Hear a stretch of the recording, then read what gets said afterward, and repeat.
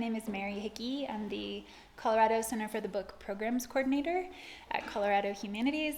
I'd like to thank Pikes Peak Library District for providing great venues for the 32nd Annual Colorado Book Award finalist readings. And I'd also like to thank our sponsors, Unite for Literacy and the Colorado Sun. Today, I'm pleased to introduce you to three talented writers whose books have been named by Colorado Book Awards selectors as finalists in the science fiction and thriller categories.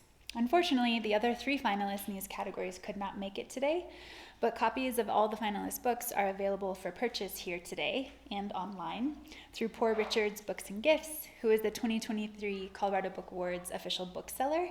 And Jeffrey Payne, if you haven't met him, is here on behalf of Poor Richard's. Please make sure you stop by the book table after the reading is over today and ask the finalists to sign your books.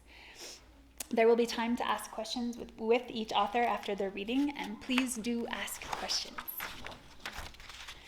So first up today is science fiction fantasy finalist L.R Braden, author of Demon Riding Shotgun. Lauren is the best-selling author of the Magic Smith Urban Fantasy series and several works of short fiction. Her writing has won the Eric Hoffer Book Award for Sci-Fi Fantasy, the First Horizon Award for Debut Authors, and the Imogen Award for Best Urban Fantasy, and the Colorado Authors League Award in multiple categories. She lives in Broomfield. Lauren.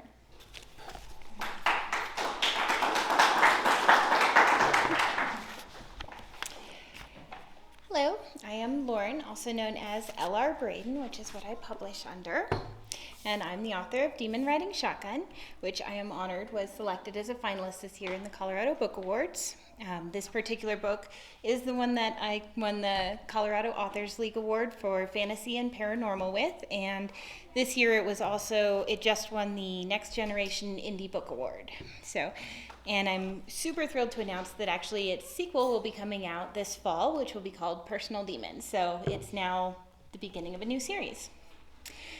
I often describe this book as a cross between the television show Supernatural and the movie Venom, because it's about a person who shares her body with a snarky secondary entity, and together they hunt down magical beings who are wreaking havoc in the human world.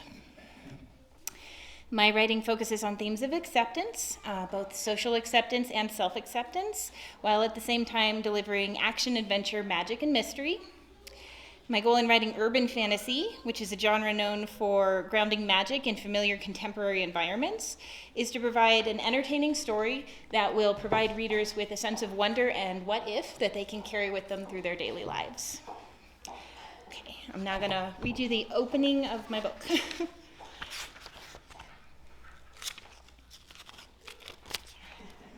Let's put that there for now. Mira shifted to keep her legs from going numb and scratched the head of a white cat who'd come to investigate her hiding spot in the bushes at the edge of the construction site.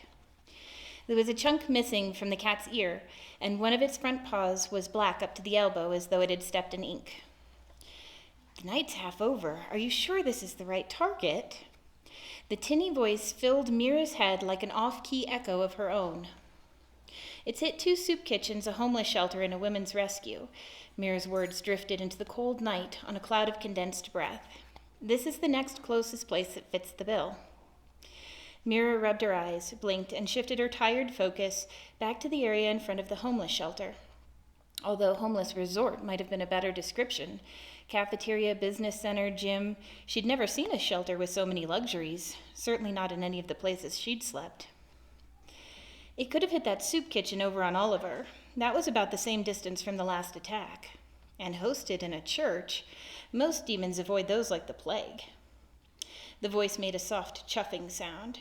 Most demons are idiots. Holy ground is no different than anywhere else on the corporeal plane, and priests are just men with titles.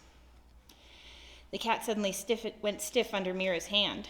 It crouched until its belly brushed the bare dirt, and looked at an area framed by the shelter and the pink insulation board walls of the unfinished building next door. It hissed.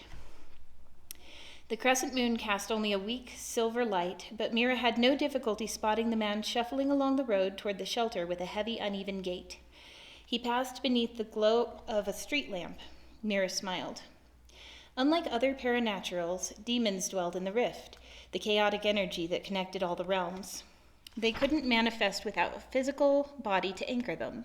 That's where rifters, demon-possessed humans, came in. But such unions usually took quite a toll on the host, and the marks weren't easy to hide.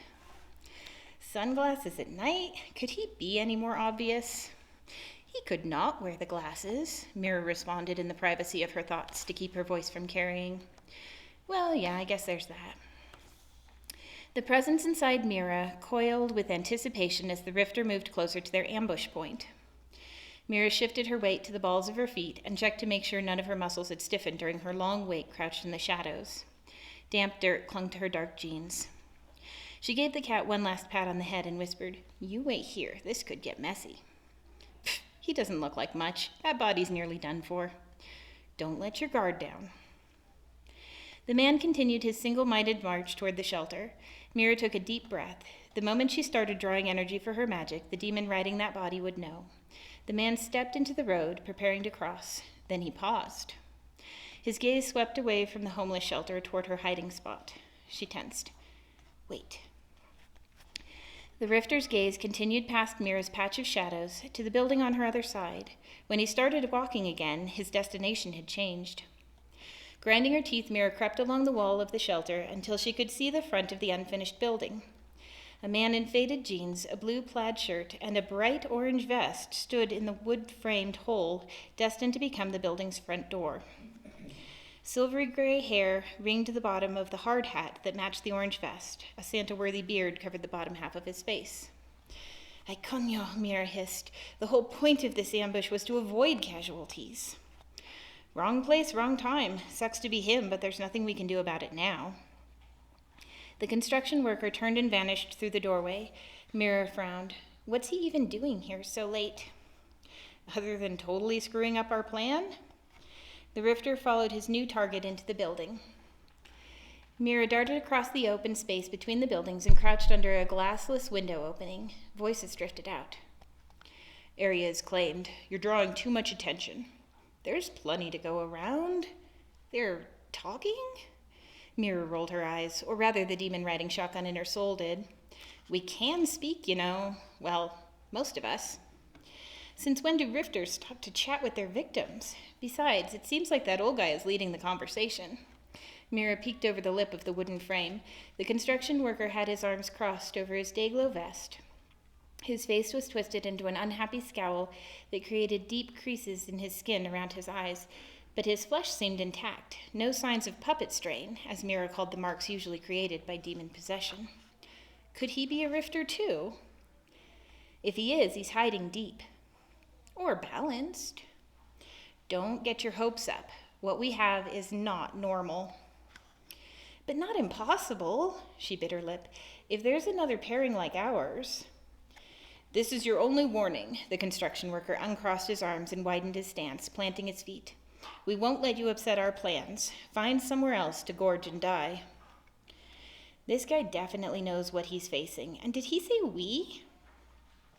The rifter sneered, his upper lip rising just enough to reveal grayish teeth and black gums. "Make me." The rifter Mira had come to kill launched forward, striking the construction worker in the chest. The second man took the impact, leaning forward slightly to keep his feet, as they slid a few inches across the sawdust-covered plywood. He's definitely not human. Whatever he is, I want to talk to him. Mira vaulted the window frame, calling her magic. She landed in a crouch, one knee touching down in sawdust. Both men turned to look at her. Energy swirled through her, pulling from the air, and focused with the help of her hitchhiker into a glowing ball on her palm. Tendrils of blue static crackled around the white center. The presence that was always with her, but not quite a part of her, swelled. Picturing the result she wanted, Mira flicked her wrist and exerted her will. An arc of pale lightning connected her to the rifter she'd tracked, resting for a moment against his chest before he was blown off his feet. 2x4 splintered as he made a new opening in the skeletal frame of an interior wall. Mira didn't rise from her crouch, but pivoted to face the second man. Maybe another rifter, maybe a practitioner, maybe someone like her.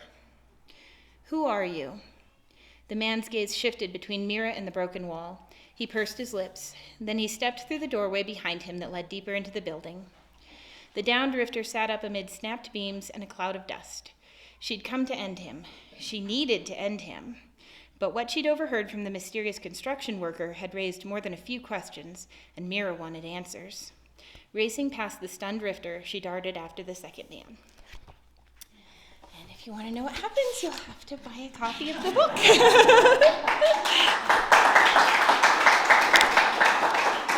you.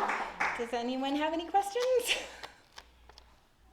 What is the age group that's appropriate for I generally say 16 and up if I don't know the child. My daughter has read these and she just turned 11. So it depends on the maturity level of the kid, but I would generally say 16 and up is plenty safe. Thank you. Mm-hmm. Are your books in a series or each book a new creation? So my original Magic Smith series, they all go in order. The character Mira is actually introduced for the first time in the 5th book of the Magic Smith series. And then I wrote this book as a spin-off standalone. And like I said, it now has a sequel, and I've got a contract for more to come. So it's now the first in a new spin-off series that takes place in the same world as my original series. What's the hardest thing you found in terms of kind of where the next story should go? For me, it's probably trying to keep track of all of the threads from all of the previous stories. So in this one, I kept the cast smaller than in my Magic Smith series, but it's still, I have to make sure both Mira and all the secondary characters who will continue through the series. So there's actually a dual narrative in here. So there's a detective that she partners with, and he goes with her through the series. So I have to make sure that all the threads from each of their lives have just enough left open to be interesting moving forward, but just enough closure to be satisfying. Okay, thank you. Oh, yes. So are you a plotter or a pantser? I'm a plancer. I definitely do outline my stories, and I spend a lot of time just sort of sitting and daydreaming them. And then as soon as I've got my entire outline done, I start writing, and it immediately goes somewhere else. So if you compare my outlines to my actual books, they don't actually line up. Okay, thank you.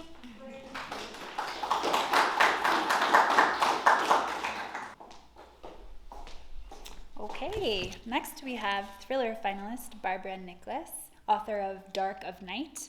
Barbara is the best-selling author of At First Light in the Dr. Evan Wilding series, as well as the Sydney Rose Parnell series, a Suspense Magazine Best of 2016 selection and winner of the Colorado Book Award and the Daphne du Maurier Award for Excellence. She lives in Colorado Springs. Barb.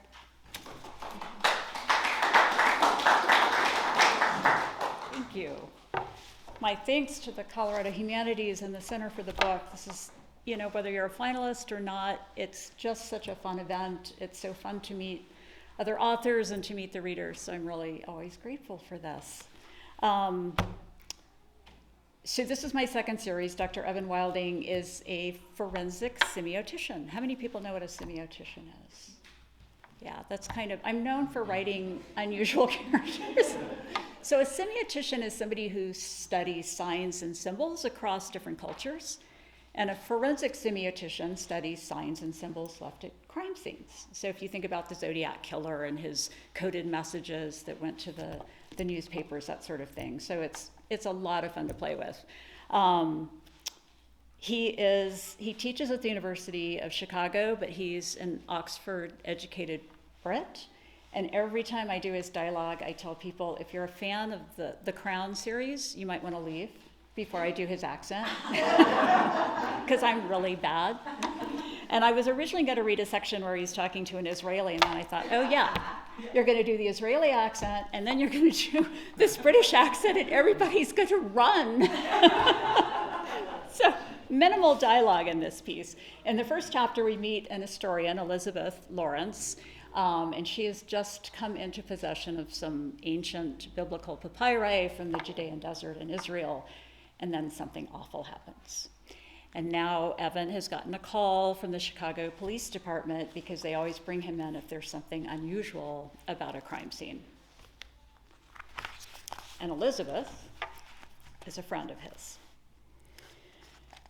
His friend sat slumped in the driver's seat, her head tipped back, her mouth open. He was grateful that her eyes were closed. She wore navy slacks, a pale blue silk blouse, and a thin sweater.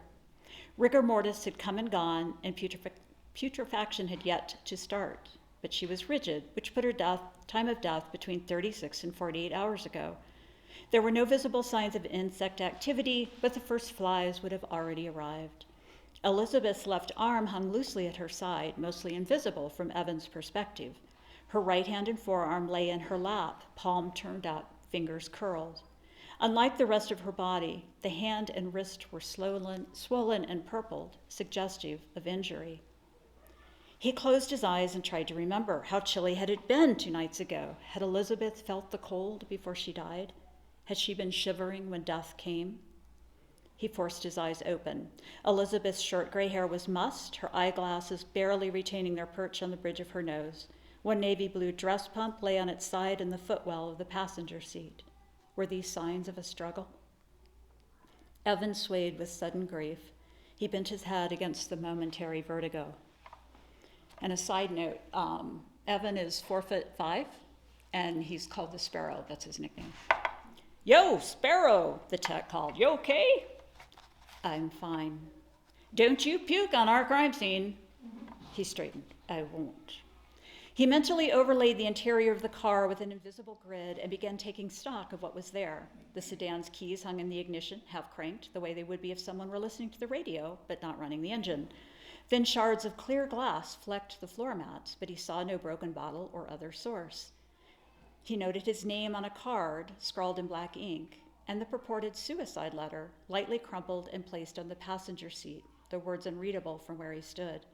In the back, Elizabeth's satchel, a much-used canvas carryall with a cracked strap lay on the floor. I didn't know I had so much alliteration in that sentence. The flap was pulled open, revealing an empty interior. Just visible beneath the satchel was a newspaper, folded to reveal a headline that read, Moses Museum to open in Chicago. A wool navy coat was folded on the back seat next to an empty, round wicker basket with a blue ribbon threaded through the weave. A conical lid lay in the footwell next to the satchel, draped by another ribbon. There were no other personal effects that he could see. He forced his gaze back to Elizabeth. Death had softened the lines in her face so that she looked younger. Her hair, thinned by age or chemotherapy, still held strands of her youthful blonde. He imagined her in her 30s and 40s at digs in Israel and other parts of the Near East.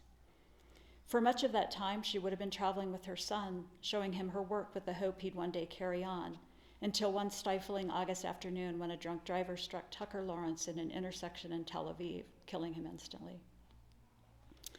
From behind Evan, Perrault, and that's Evan's corgi, loosed a volley of barks. A sound from inside the car, a distinct thump, drew Evan's gaze down to Elizabeth's feet. For a single hopeful heartbeat, he thought that the police had been wrong, that Elizabeth, clinging to life, had managed to move, to kick out a protest, to announce that she was still, if precariously, very much alive. A gust racked the car, and the door eased farther open. He called out to Addie, that's the detective, and leaned in, and yelped as something near Elizabeth's feet moved in and out of his line of sight. He backpedaled away from the sedan and promptly landed on his ass. The tech said, "Careful there." She was still laughing when a long black snake slithered out of the car through the open driver's door and plopped down on the ground in front of Evan. The tech screamed, and he heard dirt scuff beneath her shoes as she fled. The other tech shouted, and Evan saw the man in his peripheral vision as he too bolted. He kept his focus on the reptile. Any question as to the species of snake he was facing ended as soon as the snake reared, flaring its hood. A cobra, an Egyptian cobra, Naja arabica, the same creature Cleopatra had chosen for her demise.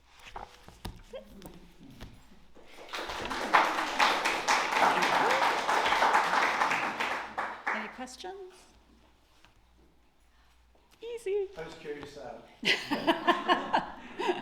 always like to learn from other authors, but, you know, everyone's writing, you know, comes from a little piece of kind of their background or experience. So do you have some background in the different things that are in your book as far as the signs and that kind of? I usually start with a base interest, you know, a baseline interest in something and then build on that. And so I do a tremendous amount of research. I'm very fortunate that I usually find subject matter experts. I mean, I have, you know, Greek historians on speed dial. It's amazing. I will say I just got back from a trip to Israel and the West Bank and learned a few more things I wish I'd known before I wrote this book. It wouldn't have changed the story, but it would have added a few things that would have been fun to do. So to me, the research is a huge, it's like, oh, what do I want to research? I'll write a book about that. You obviously plan your book out. I don't. I try. I really try. It's that old, you know, pantser or plotter. And what I have found, have you guys heard of Blake Snyder's Beats? Anybody of you familiar with that? They're fabulous. And the first book I wrote was a chaotic mess. But I went through and I lined it up with these 15 beats that appear in most stories, both commercial and literary. And it's like, oh, it's based on Joseph Campbell's, you know, The Hero's Journey kind of. And it fit into that. And so I will use those as milestones and kind of aim so that instead of aiming from the beginning to the end, you know, going from New York to Los Angeles, I'm hitting stops along the way. And that's how I do it. So the physical part of being in Chicago. So did you live in Chicago? No, but I have visited. My first Evan book, I was supposed to spend 2 months in Chicago, and then that's when the pandemic hit. So, but I've been out twice since then, and I walked every path that these people went, and that looks like a good place to put a body. Oh, yeah. Just don't say that out loud when you're walking among the tourists. They get skitterish, but yeah. Okay. So, That's part of your research is exploring yeah. places you're at. Yeah, and finding, you know, where would people hide and what path would they take, and yeah, it's so fun. Sounds like it. You wrote a series before. Yeah, the Sidney Parnell series. It says, Sidney Parnell, the railroad cop. Yeah. I've read your stories previously with a different hero. Yes, yes. Thank you. The dog. Clyde. The dog, Clyde. So if you've written a number of books, how long, I mean, when you're writing one book, are you already thinking about the next? Or you totally separate, walk away from, and then does it take you how long to come up with the characters and then? Yeah, great question. And it's a layered process, right? I mean, you're editing, you finish one book and you turn it in, and then you start the new book, and then you get edits back on the first book, by which time my brain is completely dumped to the first book, and I'm like, what? I don't even remember what this is about. And then you're trying to get, so that weaves in and out as you're writing the new book. And my publisher wants a book every 9 to 12 months, which is grounds for separation. I don't know, it's really hard to do a book for me that quickly, partly because of the research. So I've got a book coming out in November, which I've already done a brain jump on. It's the third Evan book, and then I'm working now on the book that I have to turn in January. So you don't think that stress affects your creativity, or how? Oh, absolutely it does. And I think every writer will say this, we're never happy with what we turn over. We're always still editing in our mind. And sometimes I'll fall on low-hanging fruit just because I don't have time to go back and come up with the better metaphor, flesh out a character a little bit more. So that is the frustrating thing about being on that, because I'm not a cookie cutter writer. Every book is different, and so I don't have a formula I can plug in. But yeah, great question. It's an interesting process. What's that? Hard to let the baby go. Yeah, either that or you drop kick it. Like, I'm done. All right. Thank you.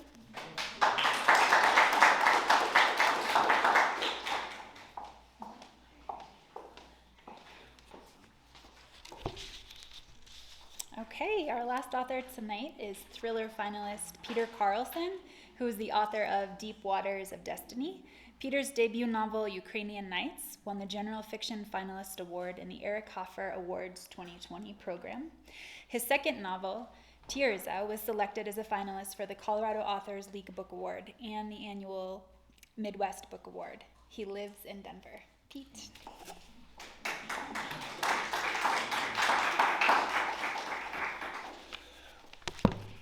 Well, I have to tell you that going last is intimidating. I'm really inspired by both your words and your writing, and so it's honored to be here with you, and certainly an honor to be acknowledged by the Colorado Humanities Department. Thank you for that.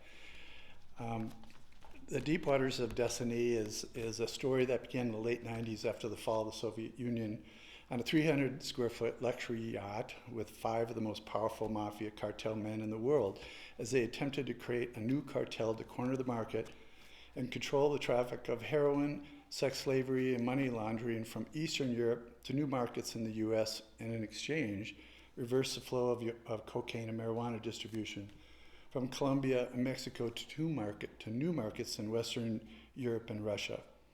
This is based on historical fact that this ran for about 7 years before the DEA and Interpol finally was able to shut it down and throw the people in prison. At the center of this dangerous chaos, Gunnar, the main protagonist, is an experienced captain who agrees to pilot a mega yacht, Destiny, from Odessa, Ukraine to Aruba, a small island off the coast of Colombia and Venezuela, so the Italian and Russian mafia bosses can oversee and celebrate the coalition's first shipment of the drugs. Palmer, the other main character, is a pretty undercover DEA agent that's inserted as a crew member on Destiny to stop the shipment from Ukraine and arrest the leaders. On the Atlantic crossing, they discover they have one important thing in common. Each has chosen to live a life alone. Gunnar as a captain without a port to call home, and Palmer as a deep undercover agent who is always alone on assignments around the world. Sadly, neither have a permanent home nor extended families. Gunnar was adopted and unloved by parents who made a mistake. However, he never attempted to find his biological parents because of the fear of what he might find out. Palmer's parents died in a car accident while she was very young, and she was raised by abusive foster care families. They each have a hole in their souls about who they are. Along the trip to Aruba, Palmer convinces Gunnar to file the paperwork required to find his biological parents. The passage that I've chosen to read describes the first meeting of Gunnar and his biological family. Jeb, Gunnar's father, and 4 siblings pick Palmer and Gunnar up at the airport and return to their ranch. Jeb has just disclosed that his mother had died 3 months ago, and they're all in the kitchen getting to know each other. Although Gunnar and Palmer become friends during the sail from the Mediterranean, they struggle in the gray area between good and evil and the impending decisions that must be made when they arrive in Aruba. This is a romantic suspense story with a surprising conclusion. The ranch was nestled at the end of a 6-mile valley. A classic log house sat next to 2 barns that overlooked large green pastures filled with horses they raised as a business. The kitchen was the largest in the room. The thick oak table was always set to accommodate a dozen people because the kitchen was constantly filled with friends, family, veterinarians, and neighbors. The walls were covered with photos and ribbons and medals from numerous rodeo awards. They quickly overcame the uncertainty of meeting each other. They laughed, they talked, and cried late into the night. At dawn, everyone else had gone to bed, but Jeb, his father, and Gunnar were still talking. The kitchen table was littered with beer bottles, poker chips, playing cards, and junk food. The sun was just peeking over the horizon when Jeb said, "That was quite a night." Gunnar grinned. "I'll never forget it." "I love this time of the morning."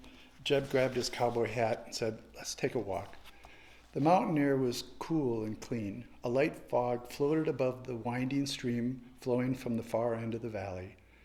"I know you must have a lot of questions," Jeb said. "I have to say something first. Gunnar glanced at Jeb. I'm sorry. Will you forgive me?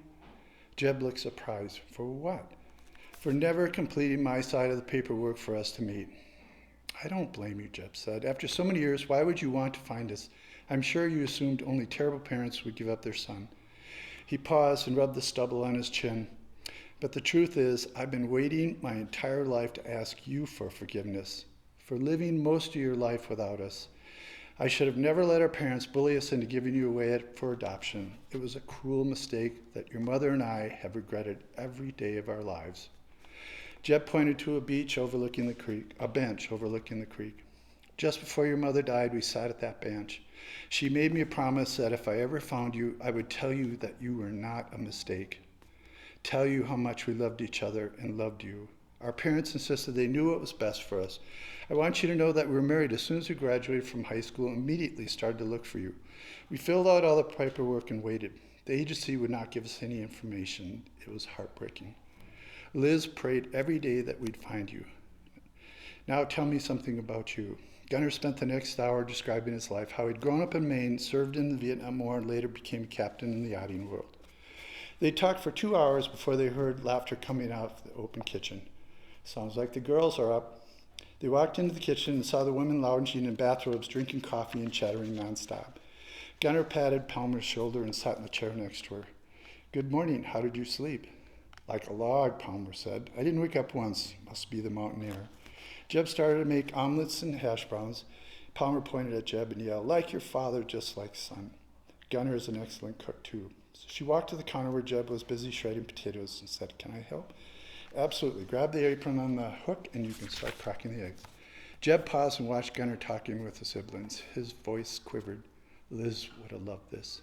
Palmer touched Jeb's shoulders. She's here. Can't you feel it? At that moment, Gunnar made eye contact with Palmer and smiled like there was no one else in the room.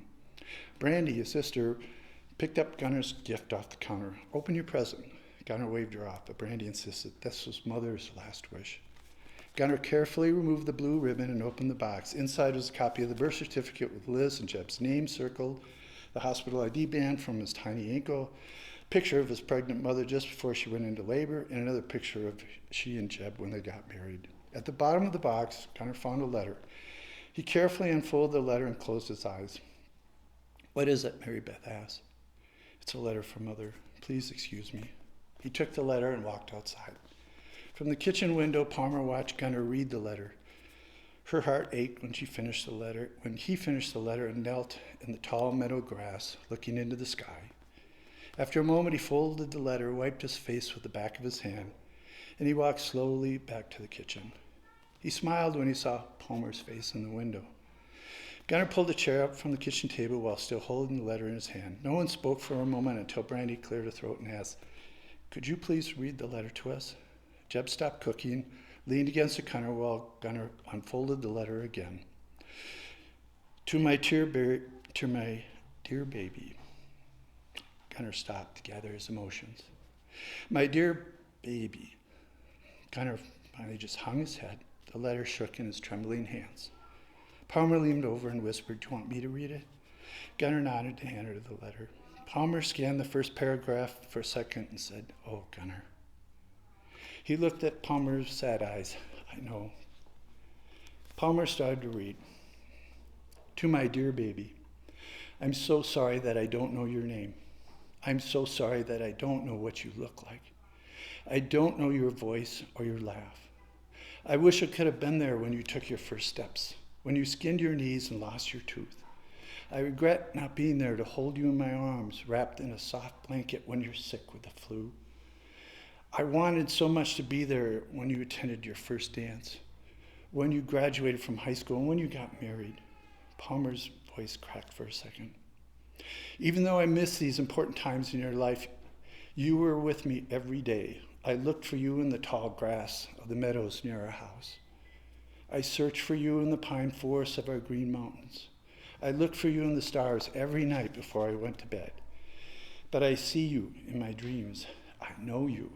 And if we ever met, you will already know me. Jeb wiped his eyes while his sisters wept softly. Palmer took a deep breath and continued to read. My dear sweet boy, I woke up frantic in the middle of the night before you were born. I felt something was wrong. I didn't know it was possible, but I knew you were trying to speak to me. I grabbed a pen. I wrote down as fast as I could because I didn't want to lose it. When I finished writing, I read it for the first time. I felt an amazing calm come over me. The fear had disappeared. I didn't realize what a gift you were giving me until you were gone. For years, whenever I felt the same frantic fear, I'd pull out this poem and hold it close to my heart. The awakening. Floating in the darkness, a slow awakening begins. Weightless in the warmth of my black universe, something disrupts the silence. A soft sound emanates from all directions at once, afraid at first, until the rhythm of the steady beat becomes soothing connection with something I don't understand. Time is not a concept for me. No days, no nights, no beginning, no end, as I drift and dream. Out of the darkness, a new sound awakens me, a voice singing softly, teaching me love through a song. And then another new sound, a laugh. I learn joy from a voice that I cannot see. Something pushes against me. Frightened, I cross my arms and my leg and I wrap them tightly into a ball to protect myself. New sounds, different sounds, loud, urgent. Unknown forces press against my body, disrupting my world. Squeezed into a tunnel by contracting moments faster and faster, I push against the walls to make them stop. A moment comes when the muffled scream turns into a soft cry of joy as I burst into the blinding light. I gasp at my first breath. Choking, spitting, I wail at the unknown, finding solace only in the steady drumbeat pulsating underneath the soft, warm skin against my naked body, trembling until a familiar voice begins to sing. I open my eyes to see the unseen, and I know who I am. We love you. We always loved you, Liz and Jeb. No one spoke as Palmer carefully folded the letter and handed it back to Gunnar. That was beautiful. The room was silent until Jeb stood, grabbed his cowboy hat off the hook. He didn't turn around, just said, "I'll be back." Palmer watched Gunnar read and reread the letter. The siblings quietly left the room to give Gunnar some space. "Are you all right?" Palmer asked. Gunnar could only nod his head up and down. Palmer leaned close and whispered to Gunnar, "No more chasing rainbows. You got your wish."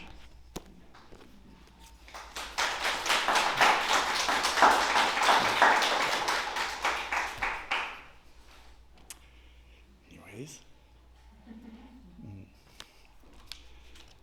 This book really came out of the very first book, Ukrainian Nights, and just I kind of discovered this new cartel that actually was put together to be the largest in the world. But each one of my books, all three of the books, start with a relationship between two people. That's my inner story, and then I wrap an outer story around it. But each one of the books really is the main part of why I even write. It starts with some concept between two people. Can you tell us about your writing routine? I usually get up early. I can't write in the day and I can't write at night. I don't know why. So I get up usually pretty early, usually around 4:30 or so, and I write for at least a couple hours. And I wish I could plan and outline, but I don't know how to do that. Because I have no idea where the story is. So when I get up, I turn the computer on and I go, okay, and I just wait. I think some part of being a good writer is to be a good listener. You have to listen to the voice that all of us have. And you got to have that quiet time to let the voice find itself.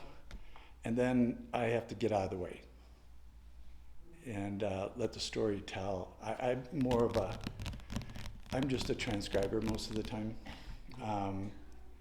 But I have no idea from one day to another, each one of the chapters, though, I tried to write as a somewhat of a complete story.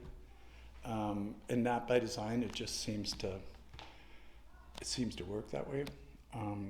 But it's fun because I never know, as the writer, I'm sitting there and I see the main character having coffee and then somebody walks in and I wonder who that is, and And I wonder why they're wearing what it is, and then they get in an argument, I wonder what they argue about, and, da-da-da. So for me, I would love to be smart enough to outline it so that I knew where it was going and could write it, but each one of the books has a whole life of its own, so I've just learned to just be a good listener and see where it's going to take me, and hope that I can, like the poem, hope I can get it down, right, to give it its value. So. I have a question about, you said when you first started that the book uses historical information about this cartel that was operating for. Yeah, it was kind of a side bar. The first book actually was just, I had two sons that lived in New York City, and I worked out there and had a lot of experience with New York City. And this was written years before Ukraine was even, in the news. And oddly enough, the main character I named Hunter. Small coincidence.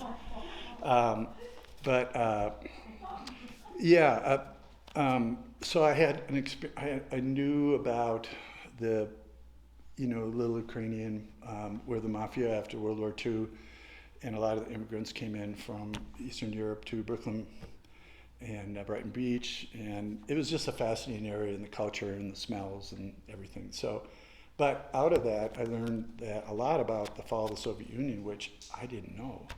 And through that, things like I didn't know Europe, was by about 80% of the oil and gas comes from Russia, and it was total chaos when the Soviet Union imploded, and Ukraine was like a lot of the, different the different areas were just left to anarchy. So the people that stepped in, there's the mafia and such. Well, what they found is that after 10 years or so, they'd kind of tapped out, their markets.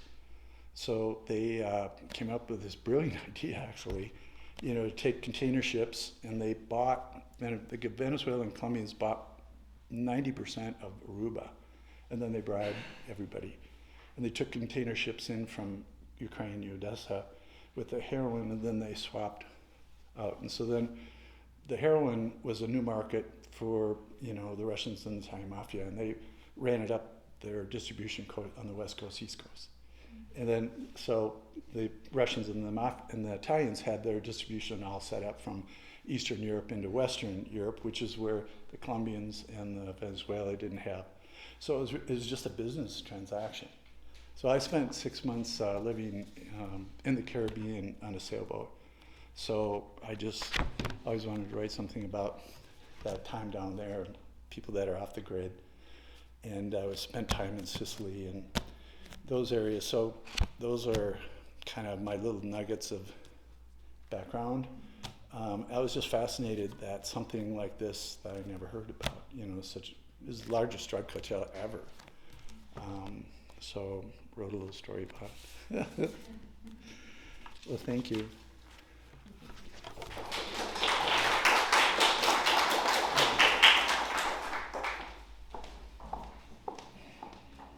Okay, well, I just want to thank Pikes Peak Library District's Brock Rimmen Library staff for hosting this reading, and to the Colorado Book Awards entrants, selectors, judges, and volunteers. We hope you'll join us next Saturday at the beautiful and historic Penrose House here in Colorado Springs for the Colorado Book Awards finalist celebration and winners announcement. That will include brief readings by the winners and a reception. You can buy a ticket at our website, which is coloradohumanities.org. And I would like to thank all of you for coming out to support Colorado writers. Don't forget to stop by Poor Richard's Books and Gifts table to purchase your books and get them signed. And thank you again for coming out. Have a great night and get home safe.